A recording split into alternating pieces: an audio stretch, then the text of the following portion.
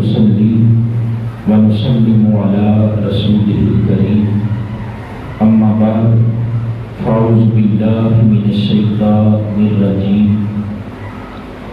بسم الله الرحمن الرحيم وَلَنَبْلُوَنَّكُمْ بِشَيْءٍ مِّنَ الْخَوْفِ وَالْجُوعِ وَنَقْصٍ مِّنَ الْأَمْوَالِ وَالْأَنفُسِ وَالثَّمَرَاتِ وَبَشِّرِ الصَّابِرِينَ صدق الله العظيم إن الله وملائكته يصلون على النبي يا أيها الذين آمنوا صلوا عليه وسلموا تسليما الصلاة والسلام عليك يا سيدي يا رسول الله وعلى آلك وأصحابك يا سيدي يا حبيب الله الصلاة والسلام عليك يا سيدي يا نبي الله وعلى آلك وأصحابك يا سيدي يا نور الله. تمام تعریفیں اس اللہ کے لیے جو ہم سب کا خالق اور مالک ہے. تمام تعریفیں اس رب کے لیے جو بے نیاز ہے، باقی سب اس کے نیاز مند ہیں. اور درود و سلام اس محبوب پر جن کے صدقے سے ہمیں زندگی ملی ہے. درود و سلام اس محبوب پر جن کے صدقے سے ہمیں رب کی معرفت اور پہچان ملی ہے. اللہ رب العزت کی حمد و ثنا کے بعد میرے والد کرام، بزرگوں، دوستوں، عزیز ساتھیوں، ہماری خوش نصیبی ہے کہ محرم الحرام کے بابرکت مہینے میں علماء اکرام کی زیر سرپرستی 10 روزہ جو پروگرام ہے ان کا انعقاد ہو رہا ہے. اسی سلسلے کا آج اس مسجد کے اندر یہ چوتھا پروگرام ہے. تو میزبان محفل محترم حاجی والا کی عظیم سماجی نیک دل شخصیت محترم حاجی شبیر صاحب، ان کے لیے بھی دعا گو ہے کہ اللہ تعالیٰ آپ کو بھی دونوں جہانوں کی برکات اور عظمتیں عطا فرمائیں. چند لمحے آپ کے سامنے ذکر حسین کروں گا، لیکن آپ سے گزارش یہ ہے کہ آپس میں گفتگو نہ کریں. بالکل جو بیان ہے وہ میری طرف رکھیں تاکہ جو لمحات ہم یہاں پر بیٹھیں حضور اسلام کی آل کی محبت میں بیٹھیں، بلکہ آقا اسلام کی آل کے ساتھ جو محبت کرتے ہیں نا، ان کے لیے تو بہت بڑی خوشخبری ہے. فرمایا من مات علی حب آل محمد مات مؤمنا. فرمایا جو حضور کی آل کی محبت میں جسے موت آئی، فرمایا وہ مومن ہوا، وہ مومن ہو کے دنیا سے جائے گا.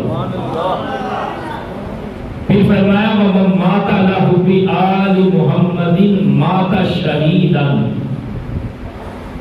جس کو حضور کی آل کی محبت میں موت آئی اسے شہادت کی موت نصیب ہو.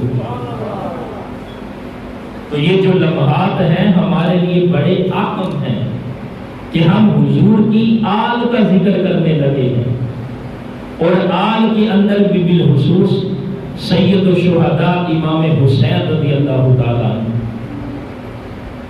تو قرآن مجید کی جو آیت مبارکہ میں نے تلاوت کی ہے نا، اس میں اللہ رب العزت نے یہ فرمایا کہ ہم تمہیں ضرور بھی ضرور آزمائیں گے.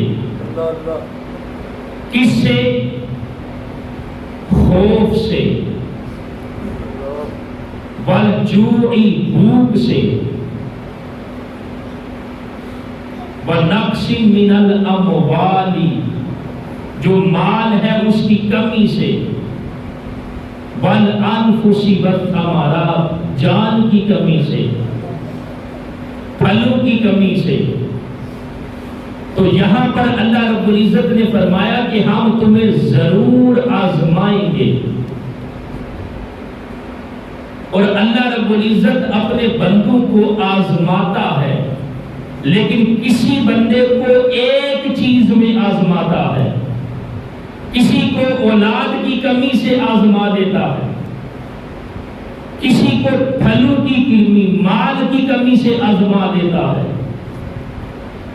یعنی ہر ایک کو جب آزماتا ہے تو کسی کو کسی چیز میں آزماتا ہے، کسی کو کسی چیز میں آزماتا ہے۔ لیکن میدان کربلا کے اندر امام حسین کی ہستی وہ ہستی ہے جن کو ان چاروں چیزوں کے اندر آزمایا گیا ہے۔ یعنی یہ چاروں آزمائشیں، یہ چاروں امتحان اگر اللہ رب العزت نے کسی پر جمع کیے ہیں تو وہ میدان کربلا کے اندر حضرت امام حسین کی ہستی ہے۔ آزمائشیں آئیں، امتحان آیا، لیکن میدان کربلا کے اندر یہ منظر دیکھا گیا کہ جو امتحان اور آزمائشیں ہیں وہ ہار جاتی ہیں، سید الشہداء امام حسین جیت جاتے ہیں۔ یعنی اس میدان کربلا کے اندر آپ صبر کے، استقامت کے، ثابت قدمی کے، آپ پہاڑ بن کے اللہ کی رضا کی خاطر کھڑے رہتے ہیں۔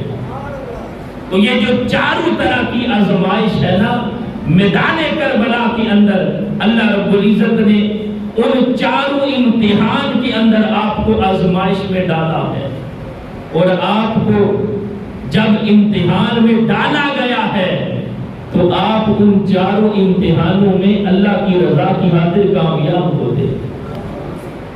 وہ حضرت امام حسین کی ہستی ہے۔ ایک حدیث مبارکہ کے اندر میرے آقا صلی اللہ علیہ وسلم نے ارشاد فرمایا، فرمایا حسین منی وانا من الحسین، سبحان اللہ، فرمایا حسین مجھ سے ہے اور میں حسین سے ہوں۔ اور ایک حدیث مبارکہ کے اندر کیا فرمایا، الحسن والحسین سیدہ شباب اہل الجنہ، فرمایا حسن اور حسین یہ جنتی جوانوں کے سردار ہیں۔ قربان جاؤ، ابھی ان شہزادوں کی عمر تقریباً 7 سال ہے۔ 7 سال کی عمر میں تاجدار کائنات نے انہیں خوشخبری سنا دی کہ یہ میرے نواسے حسن اور حسین یہ جنتی جوانوں کے سردار ہیں۔ اور پھر ایک حدیث میں میرے آقا نے فرمایا، الحسن والحسین ہما رحیانی من الدنیا، کہ یہ حسن اور حسین یہ دونوں میرے جنت کے پھول ہیں۔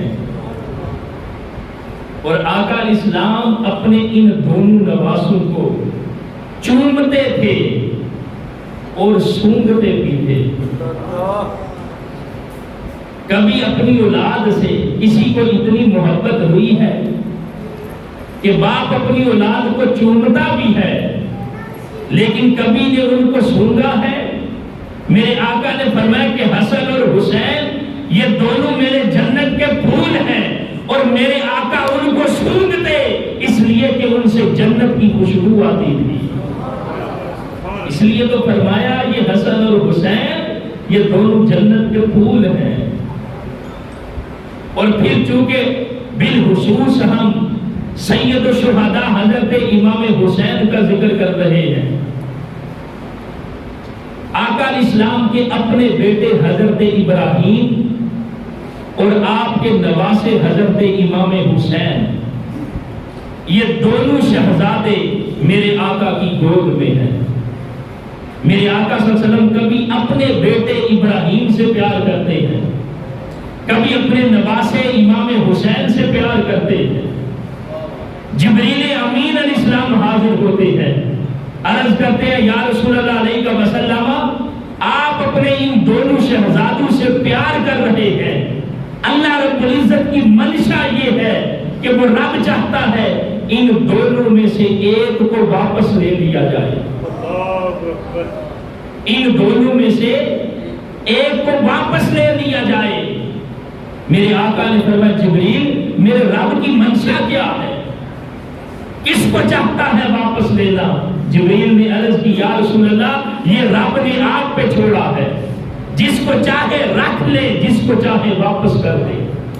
میرے آقا صلی اللہ علیہ وسلم نے دیکھا کہ اگر میں اپنا بیٹا ابراہیم واپس کرتا ہوں تو اس کے جانے کا دکھ صرف مجھے ہوگا، اور اگر اپنے نواسے حسین کو واپس کرتا ہوں تو اس کا دکھ میری بیٹی سیدہ فاطمہ زہرا کو ہوگا، اس لیے کہ جو بیٹی ہے اس کا دکھ کوئی باپ برداشت نہیں کر سکتا، اور میں میری بیٹی کی گود خالی ہوگی، اور جو حسد ہے اس کا بازو کٹے گا۔ اس لیے میرے آقا نے فرمایا میرے رب کی منشا ہے تو میں اپنے بیٹے ابراہیم کو واپس کرتا ہوں۔ ابھی 3 دن گزرے ہیں اور آقا اسلام کے بیٹے حضرت ابراہیم کا وصال ہو جاتا، اور پھر حضرت امام حسین رضی اللہ تعالیٰ ان کے ساتھ میرے آقا صلی اللہ علیہ وسلم کی جو محبت ہے، جو پیار ہے، اس کو کئی احادیث میں بیان کیا ہے کہ جو ان سے محبت کرتا ہے وہ میرے ساتھ محبت کرتا ہے، اور جو ان سے محبت کرتا ہے اللہ رب العزت ان سے محبت کرتا ہے۔ یعنی سید الشہداء حضرت امام حسین کی جو محبت ہے، اور سید الاسخیاء حضرت امام حسن کی جو محبت ہے، جو ان سے محبت کرتا ہے ان کے ساتھ اللہ رب العزت محبت کرتا ہے۔ یہ وہ عظیم ہستیاں ہیں۔ تو میرے آقا صلی اللہ علیہ وسلم نے ایک دن آپ کی چچی حضرت ام فضل حضرت عباس کی زوجہ محترمہ حضرت امام حسین کو اپنے آقا کی گود میں دیا۔ جب حضرت امام حسین میرے آقا کی گود میں آئے ہیں تو میرے آقا صلی اللہ علیہ وسلم کی جو آنکھیں ہیں، چشمان مقدسہ ہیں، وہ اشک بار ہو جاتی۔ تو آپ کی چچی حضرت ام فضل پوچھتی ہیں یا رسول اللہ علیہ وسلم کیا ماجرا ہے؟ آپ کی آنکھوں سے، آپ کی چشمان مقدسہ سے آنسو جاری ہیں، کیا وجہ ہے؟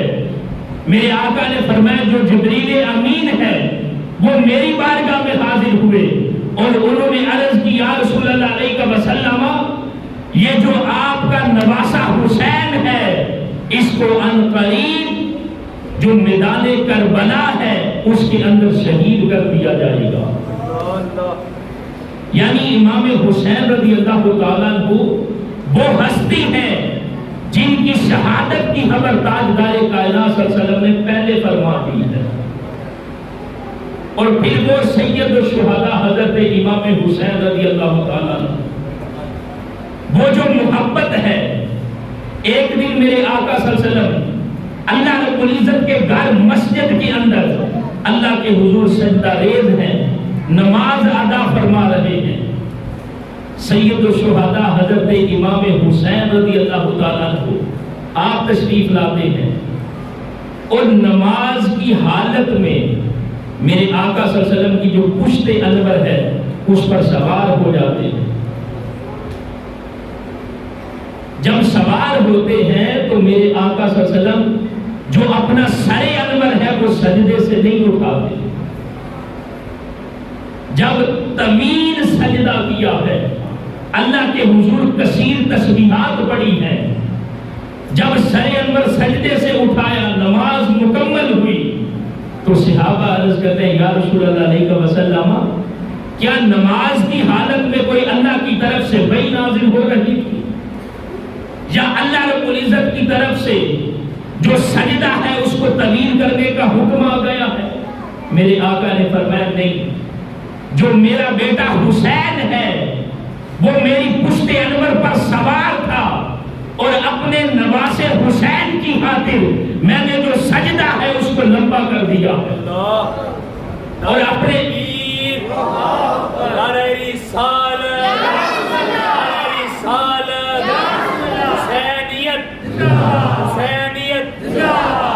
اپنے نواسے حسین کی خاطر میں نے جو سجدہ ہے اس کو لمبا کر دیا ہے۔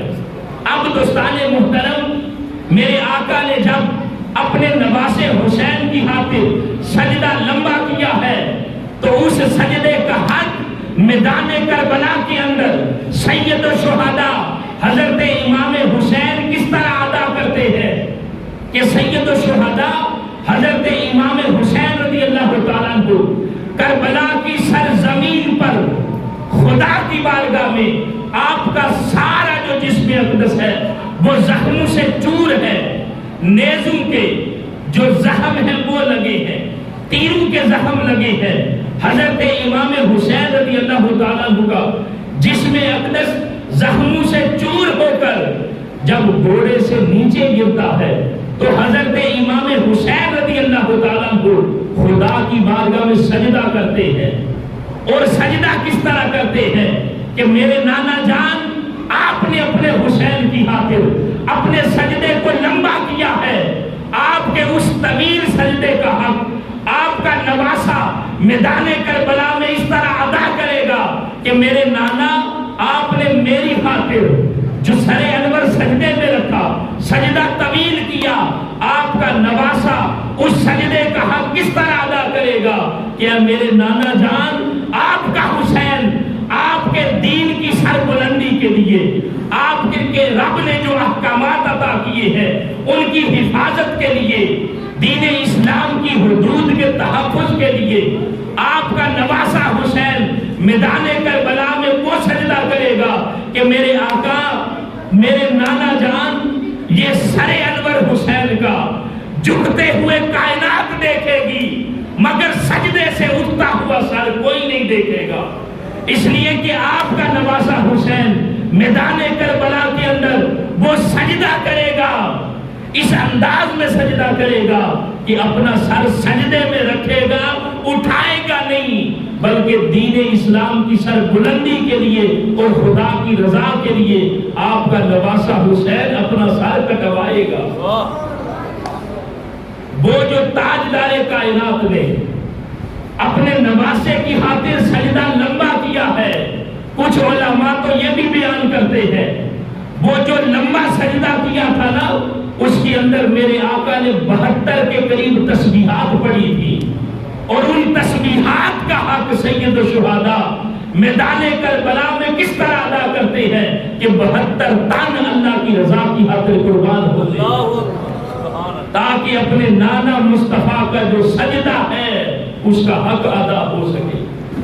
آپ نے وہ سجدہ کیا ہے، آپ کا سر انور تو کائنات نے دیکھا جھکتے ہوئے، لیکن آپ کا سر انور اس وقت اٹھتے ہوئے کسی نے نہیں دیکھا، بلکہ آپ نے اللہ کی رضا کی خاطر سر انور کا نذرانہ پیش کیا ہے۔ اور پھر ادھر جب آپ نے سجدہ کیا ہے، آپ کا سر انور جسم اقدس سے جدا ہوتا ہے تو ادھر ہاتف غیبی سے آواز آتی ہے، یا ایتھا النفس المطمئنہ ارجعی الی ربک راضیۃ مرضیہ، اے نفس مطمئنہ، اے روح حسین، تو پلٹ اپنے رب کی طرف، اس لیے کہ جو تیرا رب ہے وہ تیرے ساتھ راضی ہو گیا ہے۔ اے میرے حسین، اے روح حسین پلٹا، اس لیے کہ جو رب کا عرش ہے وہ تیرے انتظار میں ہے۔ اے روح حسین پلٹا، اس لیے کہ میدان کربلا کے اندر تو نے بندگی کا حق ادا کر دیا ہے۔ اے روح حسین پلٹا، اس لیے کہ تیرا رب تجھ سے راضی ہو گیا ہے۔ سید الشہداء امام حسین نے وہ اللہ کی بارگاہ میں سجدہ کیا ہے، اور بلکہ ادھر تاجدار کائنات میرے آقا کی مدینہ طیبہ سے آواز آتی ہے، اے میرے نواسے حسین، تو نے میری کندھوں پر سواری کا حق ادا کر دیا ہے۔ ادھر حضرت علی شیر خدا کی آواز آتی ہے، اے میرے بیٹے حسین تو نے میرے خون کا حق ادا کر دیا ہے۔ ادھر سیدہ کائنات حضرت سیدہ فاطمہ الزہرا کی آواز آتی ہے، اے میرے بیٹے حسین میدان کربلا کے اندر آج تو نے میرے دودھ پینے کا حق ادا کر دیا۔ اس شان کے ساتھ حضرت امام حسین رضی اللہ تعالیٰ کی جو روح مقدسہ ہے وہ پرواز کرتی ہے۔ اور پھر دوستان محترم، میدان کربلا کے اندر جو ہر منظر تھا وہ دیکھا جاتا رہا، لیکن جب سید الشہداء حضرت امام حسین کا جو لاشائے پاک ہے جب وہ زمین پہ آتا ہے اور بدبختوں کے جو گھوڑے ہیں وہ لاشائے حسین پر آتے ہیں، تو یہ منظر دیکھنے کے قابل نہیں تھا۔ ہر منظر دیکھا جاتا رہا لیکن یہ منظر دیکھنے کے قابل نہیں تھا۔ جو آسمان کائنات ہے، جو ساری دنیا ہے، اس پر اندھیرا چھا جاتا ہے۔ ظہر کا وقت تھا لیکن شہادت امام حسین کے وقت ہر طرف اندھیرا چھا گیا ہے۔ اور حضرت امام حسین کی شہادت کے وقت صحابہ کہتے ہیں ہم نے دیکھا یہ جو تارے ہیں وہ آپس میں ٹکرا گئے ہیں۔ حضرت امام حسین کی شہادت کربلا کے اندر ہوتی ہے لیکن شام کے اندر، ملک شام کے اندر جب کوئی پتھر اٹھایا جاتا ہے تو اس کے نیچے سے خون نکلتا ہے۔ بیت المقدس فلسطین کے اندر جب کوئی پتھر اٹھایا جاتا ہے اس کے نیچے سے خون نکلتا ہے۔ وہ سید الشہداء حضرت امام حسین رضی اللہ تعالیٰ عنہ نے اللہ کی رضا کی خاطر میدان کربلا کے اندر جام شہادت نوش کیا۔ اور آپ کی ہستی دیکھے نا، کیا ہم صرف اس لیے آتے ہیں کہ صرف شہداء کا ذکر کریں؟ کیا ہم یہ ساری محافل کا انعقاد اس لیے کر رہے ہیں کہ ہم ان کو خراج عقیدت پیش کریں؟ کیا یہ سارے معاملات محافل کا سلسلہ اس لیے ہو رہا ہے کہ صرف ان کا ذکر ہوتا رہے؟ نہیں، اس کے پیچھے مقاصد ہیں۔ اور مقاصد کون سے ہیں؟ کہ اے محبان اہل بیت، اے حضور کی آل کے ساتھ پیار کرنے والوں، سید الشہداء امام حسین رضی اللہ تعالیٰ عنہ نے میدان کربلا کے اندر اپنی جانوں کا نذرانہ پیش کیا ہے ان کے لیے، اس امت مسلمہ کے لیے۔ سید الشہداء آپ نے تو جو شب عاشور کی ساری رات ہے وہ ساری رات اللہ کے حضور عبادت میں گزاری ہے، اور پھر آخری وقت کے اندر بھی اپنا سر انور خدا کی بارگاہ میں سجدے میں رکھا ہے۔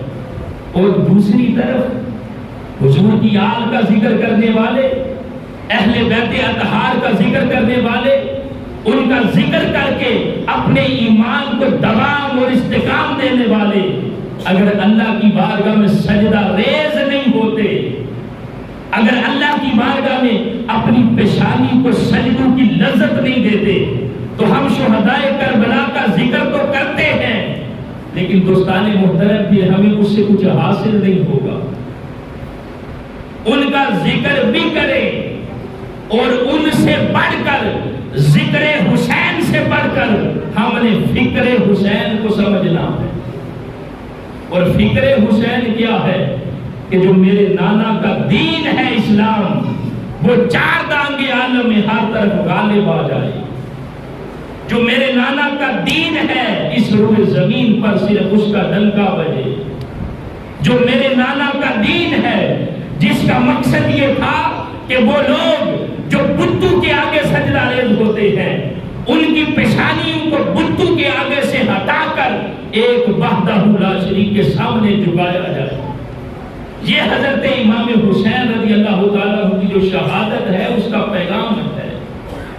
ہم ذکر حسین کرتے ہیں، اس سے بھی بڑھ کر کئی گنا ہم سب کو فکر حسین بھی کرنی چاہیے۔ اور فکر حسین کیا ہے؟ کہ آقا علیہ السلام کا ہر امتی جو دین اسلام ہے اس کے نور سے اپنی زندگی کو روشن اور منور کرے۔ جو آقا علیہ السلام کی سنت اور سیرت ہے اس کے مطابق اپنی زندگیوں کو گزارنے والے بن جائیں. یعنی ہم اپنی خواہش سے اپنی مرضی سے زندگی نہ گزاریں، بلکہ سید الشہداء حضرت امام حسین رضی اللہ تعالیٰ عنہ کی جو سیرت پاک ہے اس پر عمل کرتے ہوئے جو اپنی زندگی ہے اللہ اور اس کے رسول صلی اللہ علیہ وسلم کی رضا کی خاطر گزارے. تو دوستان محترم، جو شہدائے کربلا کا ہم ذکر کرتے ہیں، جو شہدائے کربلا کو ہم خراج عقیدت پیش کرتے ہیں، اس کے پیچھے سب سے بڑا مقصد علماء کرام کا یہ ہے، سب سے بڑا مقصد یہ ہے کہ ہمارے گاؤں کا ایک ایک نوجوان، ایک ایک بزرگ وہ زندگی کے جس حصے میں بھی ہے وہ اللہ کی بارگاہ میں جھکنے والا بن جائے. ہم ذکر تو شہداء کا کرتے ہیں نا، خراج عقیدت تو شہداء کربلا کو پیش کرتے ہیں. ہم گناہگار ہیں، ان کے صدقے سے ہم گناہگاروں کی بخشش ہوگی، لیکن ذکر حسین کا سہارا لے کر ہم یہ چاہتے ہیں کہ نوجوانوں تک جو فکر حسین ہے وہ بھی پہنچے. نوجوانوں کے اندر، بزرگوں کے اندر جو حضرت امام حسین رضی اللہ تعالیٰ عنہ کی شہادت کا پیغام ہے وہ بھی پہنچایا جائے. تو پیغام یہی ہے کہ ہم اپنی زندگی کو اللہ اور اس کے رسول صلی اللہ علیہ وسلم کی رضا کی خاطر گزاریں. وہ دین، میرے آقا کا وہ دین جو ہم تک پہنچا ہے شہادت حسین کے صدقے، جس کی تعلیمات، جس کے احکامات ہم تک پہنچے ہیں شہداء کربلا کے صدقے. بلکہ اسلام کی جو پوری تاریخ ہے وہ تو شہادتوں سے مزین ہے، وہ تو ہے شہادتوں سے بھرپور. اسلامی سال کا پہلا دن محرم الحرام کا جو یکم تھی، سید الشہداء امام حسین کی بھی شہادت ہوئی ہے، لیکن یکم محرم کو حضرت عمر فاروق رضی اللہ تعالیٰ عنہ کی شہادت کا دن. ادھر حضرت عثمان غنی کو دیکھتے ہیں، آپ نے بھی جام شہادت نوش کیا. غزوہ بدر کو دیکھتے ہیں تو شہداء نظر آتے ہیں. جتنی بھی غزوات ہیں شہداء نظر آتے ہیں. شہداء تو بڑے ہیں اور سب کی شہادتیں دین اسلام کے لیے ہیں. شہید بڑے ہوئے، لیکن جو چرچا خدا نے شہادت امام حسین کو عطا کیا ہے وہ اور کسی شہید کو نہیں ملا. شہید تو بڑے ہوئے ہیں نا، اور ہر ایک کی شہادت دین اسلام کے لیے ہے، مگر جو چرچا شہادت امام حسین کو ملا ہے کہ جب محرم الحرام کا ببرکت مہینہ آتا ہے تو ہر طرف جو شہداء کربلا ہیں ان کا ذکر ہوتا ہے، ان کو خراج عقیدت پیش کرتے ہیں. اور آقا کریم علیہ السلام کی جو آل پاک ہے، جو صحابہ کرام ہے، ان کا ذکر، ان کی محبت یہ ہمارے ایمان کا حصہ ہے. ان کی محبت کے بغیر تو ہمارا ایمان مکمل ہی نہیں ہو سکتا. اس لیے جب ہم ان پاک ہستیوں کا ذکر کرتے ہیں، ان کو خراج عقیدت پیش کرتے ہیں، تو اس کے پیچھے راز صرف یہی ہے کہ ہمیں جو ایمان ملا ہے نا، اس ایمان کے اندر ہمیں دوام اور استقام ملے. تو دوستان محترم، گزارش یہی ہے کہ ہم ان محافل میں صرف لنگر کھانے کے لیے نہ آئیں. جب بھی آئیں اپنی زندگی کے اندر جو امام حسین کی فکر ہے، جو فکر حسین ہے، اس کو پیدا کرنے کے لیے آئیں.